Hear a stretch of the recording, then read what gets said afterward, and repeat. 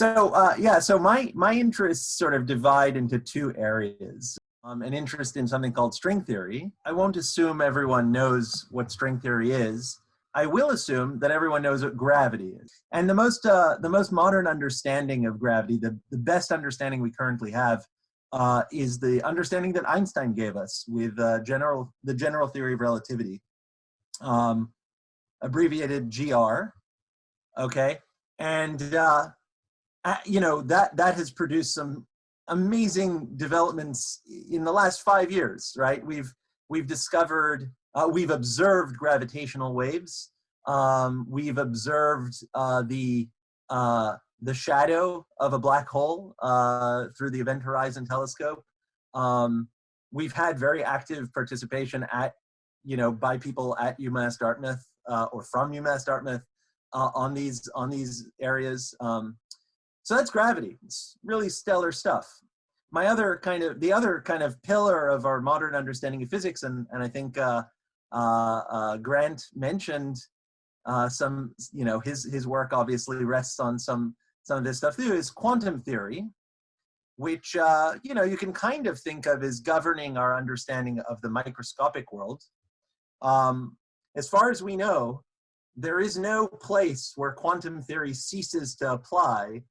Like the classical world, the non-quantum world we see around us, most people in my neck of the woods believe emerges kind of organically from quantum theory. If we take it as an assumption that quantum theory should apply to everything, then it should apply to gravity.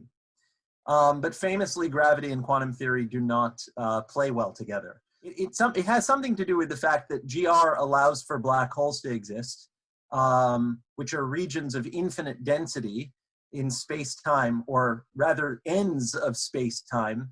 And quantum theory allows for the probabilistic occurrence of these black holes when you try to combine them together, essentially destabilizing our notion of space-time, rendering everything deeply problematic. So how do we make progress? We think both of these theories apply to the world. We think that these two kind of pillars of our fundamental understanding of the universe have to play well together at the end of the day, have to be forced to play well together. Like my children sometimes, they're fighting, but you have to make peace.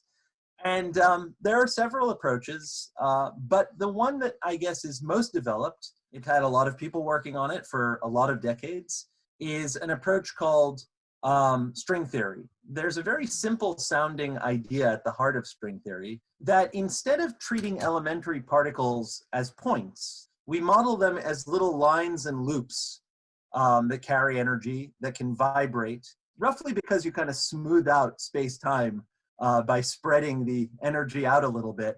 You actually happen to resolve the tensions between quantum theory and gravity. This is not hyperbole. The calculations are some of the earliest calculations in string theory that show that, in fact, once you base your elementary theory of particles on strings rather than points, you get, and you apply quantum physics to this, you get the equations of general relativity essentially coming out not merely as something you want to assume, but as an inevitability. Okay, so that's hyping string theory. I like to knock things down a notch.